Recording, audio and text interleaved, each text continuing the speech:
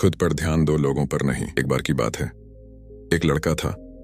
उसका नाम रमेश था, जो नगर में रहता था। वह अपने जीवन से बहुत निराश था।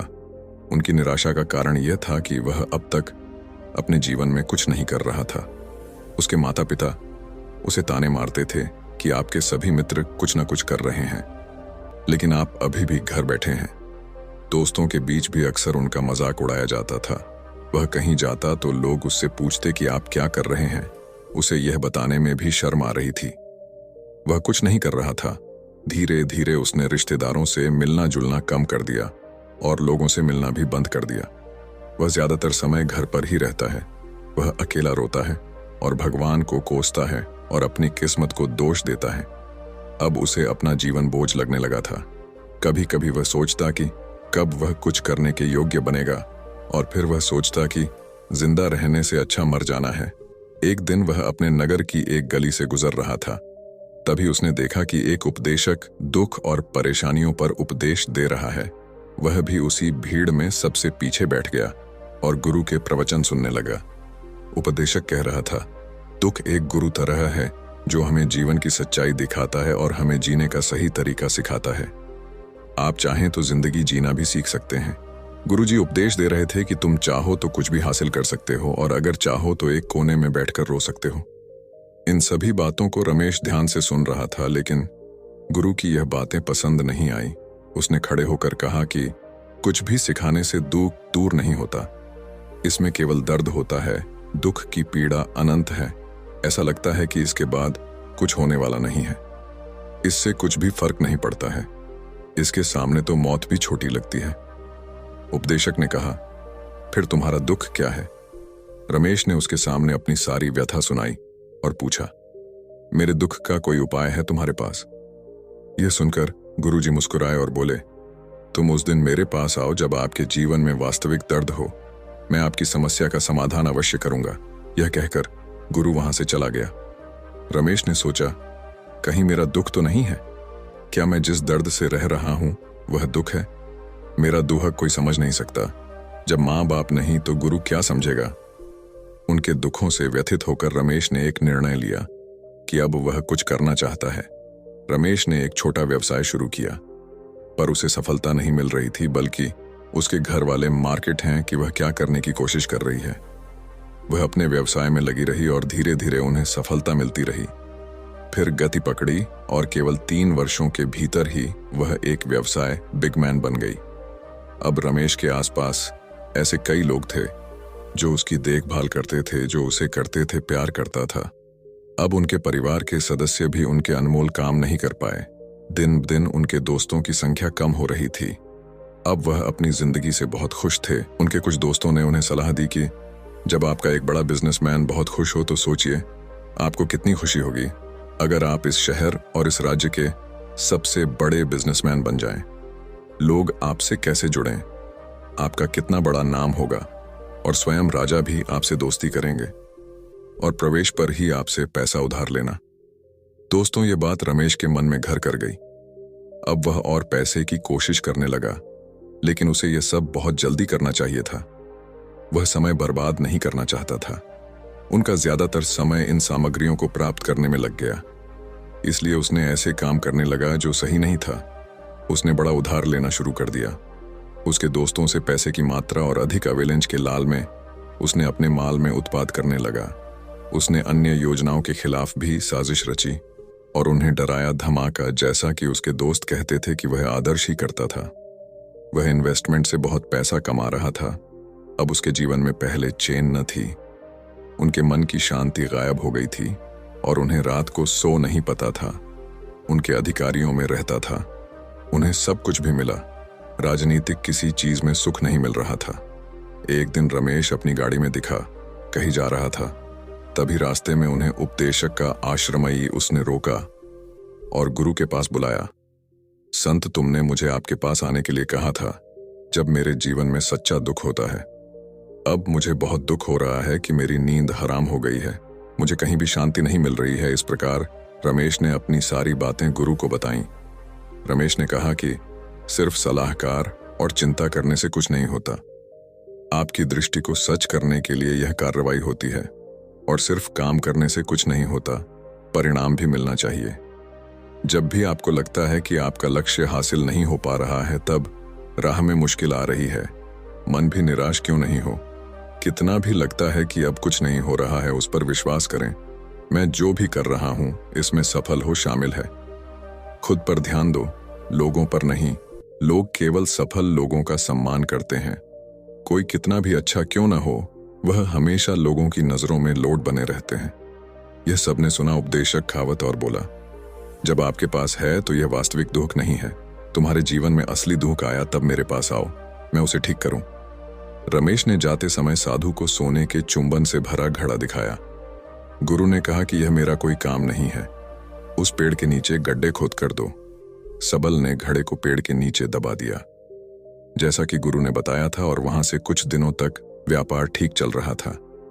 लेकिन व्यापार के गलत तरीकों के कारण धारा धारा उसे व्यापार में घाटा लगा।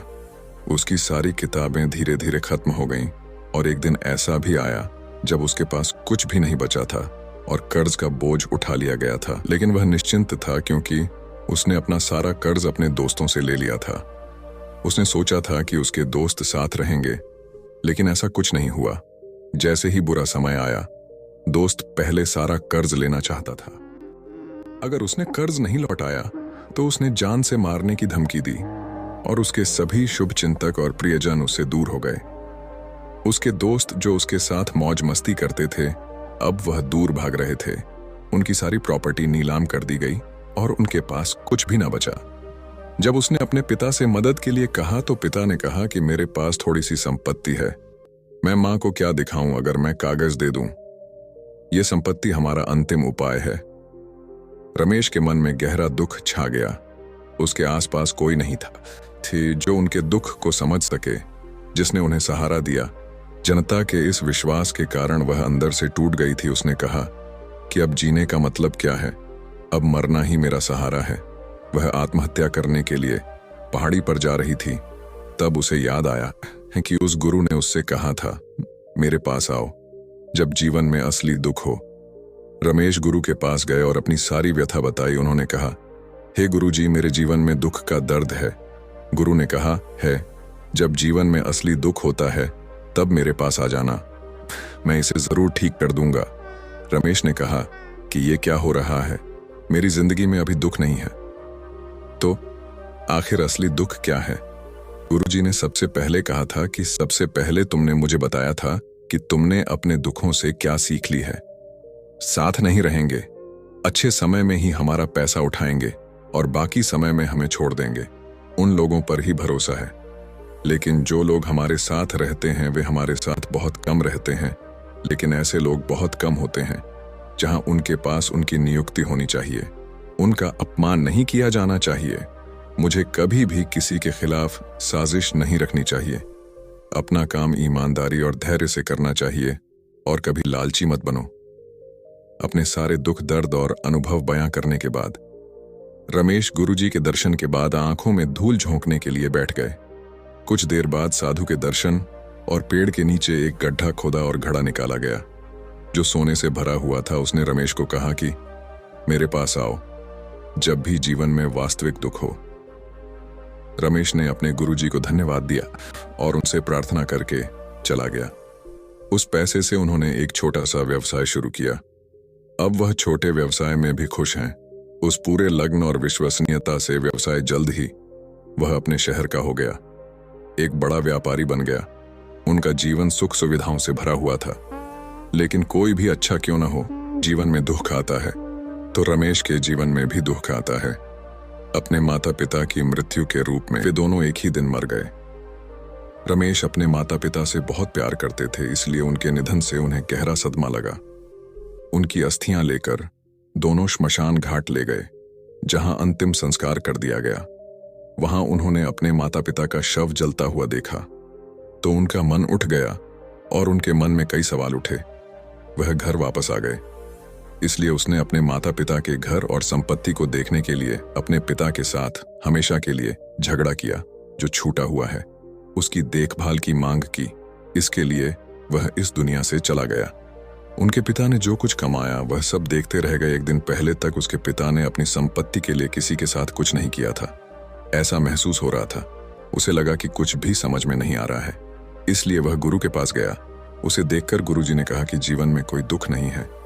रमेश ने कहा, वैसे तो जीवन में कोई दुहक नहीं है, सब कुछ अच्छा चल रहा है, लेकिन आज मेरे माता पिता का देहांत हो गया है। मैं इस घटना से बेहद दुखी हूं और परेशान हूं। गुरुजी ने इसमें दुखी होने की क्या बात कही है?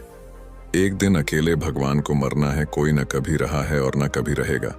एक दिन तुम्हें भी मरना है, शायद तुम कल या आप आज भी मर सकते हैं। रमेश ने कहा, क्या कह रहे हो गुरुजी? मैं भी मरा हुआ हूं, लेकिन मैं अभी जवान हूं। गुरु ने कहा कि सब जी रहे हैं इस भ्रम में कि मृत्यु केवल लेखों को आती है, बड़ों के पास ही आती है, लेकिन जवान और किताबें मर जाते हैं, बच्चा मर जाता है। मौत की उम्र से कोई लेना देना नहीं है, ये सभी को प्रभावित करता है।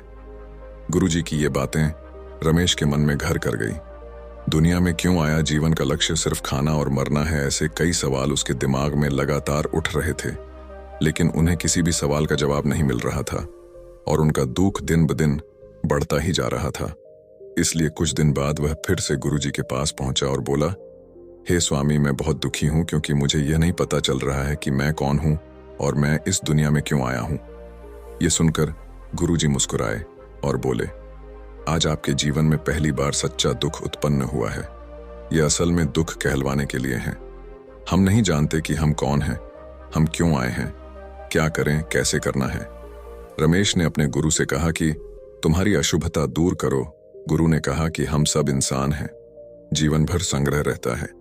रमेश ने कहा कि सभी मनुष्य जीवन भर धन, सम्मान, परिवार, प्रतिष्ठा, मित्र, शत्रु आदि जमा करते हैं। गुरु ने पूछा, क्या हम किसी भी इंसान के साथ अपने साथ कुछ भी नहीं ले जा सकते? यहां से भी नहीं लेकर गए, सब कुछ धन संपत्ति, वैभव, सब कुछ यहां पर छोड़ दिया गया। गुरुजी ने कहा, अब मेरा बात ध्यान से सुनो। इस दुनिया में हमें जो इकट्ठा करना चाहिए, लेकिन हम उन्हें देखने की कोशिश नहीं करते। हमें इस दुनिया में जो कुछ भी इकट्ठा करना है वह हम खुद हैं। हमें खुद को प्रशिक्षित करना होगा ताकि जब हम मरें तो हम एकजुट हो जाएं और खुद को अध्ययन में सक्षम बना सकें। हम अंदर बंटे हुए हैं। हम प्यार, तिरस्कार, क्रोध, तिरस्कार में बंटे हुए हैं। मान, धन, स्थिति, प्रतिष्ठा, सम्मान, पहचान, धर्म, जाति, सैकड़ों, हजारों ऐसे अनाचार और तिरस्कार में हम बंटे हुए हैं और आदर्श में जीवन जी रहे हैं। इस विभाजन के कारण हमारी अपनी शक्ति कभी भी एक नहीं हो सकती है। हमारी निजी शक्ति बनी हुई है, इसलिए हमारे पास उतना समय नहीं है, उतनी ऊर्जा नहीं है जिसे हम खींच सकते हैं और अपने भीतर वास्तव में धन, सम्मान और गुणों का अभाव देख सकते हैं। लोग इसे दुआक कहते हैं और जीवन भर के लिए जो दुआक कहकर वास्तविक होते हैं और समाधान पुनः प्राप्त करने का प्रयास, उनका अपना समाधान कभी नहीं होता। जैसा कि लोग कहते हैं, वह वास्तविक दुहक नहीं है, यह केवल एक व्यक्ति की इच्छा है। उसकी इच्छा कभी पूरी नहीं होती है। किसी व्यक्ति को उनके रिश्ते का समाधान नहीं मिलता है। इसीलिए इन सब से पहले अगर आप अपने दुखों का अंतिम समाधान चाहते हैं तो पहले खुद को समेटो। इस दुनिया से अपनी ऊर्जा वापस ले लो और इकट्ठा करो। अपने आप पर ध्यान केंद्रित करो। अपने आप पर ध्यान दो। अपनी मौत से पहले अपने आप को जानने की कोशिश करो, बिखरो मत। रमेश ने कहा, तो गुरुजी, हम इस संसार को क्या छोड़ दें? गुरुजी ने कहा कि भावनाओं और विद्रूपताओं जैसे मनुष्यों में से निकल आओ। जैसे किसी पत्थर के पहाड़ से पहाड़ का कोई वशीकरण नहीं है, देखने के, परेशान होने के और कुछ खोना के समान ही इंसानों की इच्छाएं शिष्य और योद्धा हैं। उसके विचित्र मन की इच्छाएं जीवित रहती हैं और कल्पनाएं जीवित रहती हैं और यह दुख देता है। लेकिन जब कोई व्यक्ति अपने मन को एकजुट करता है तो वह जो कुछ भी करता है वह अपने नियंत्रण में होता है। उसकी इच्छाएं भी पैदा करती हैं, होते हैं। रमेश ने कहा कि तुमने मेरे असली दुख का समाधान कर दिया। आपका बहुत बहुत धन्यवाद। अब से मैं खुद को जोड़ने, खुद को तराशने की कोशिश करूंगा। गुरुजी ने कहा कि मानव शरीर में बहुत ऊर्जा और शक्ति होती है, लेकिन फालतू के सेवन में बेकार की बातें लगती हैं। यह एक बहुत ही शक्तिशाली मशीन की तरह है। इसे एक बच्चे के हाथ में रखा जा सकता है और वह सोचे समझे अपनी शक्ति को नष्ट कर सकता है। और बिना किसी नियंत्रण के इस शक्ति का ध्यान अपनी ओर से रखें और इसे इकट्ठा करें। रमेश को अपने प्रश्नों का उत्तर मिल गया। उसने अपने गुरु का स्वागत किया और शिष्यत्व दिखाया। दोस्तों, उम्मीद है आपको ये कहानी पसंद आएगी।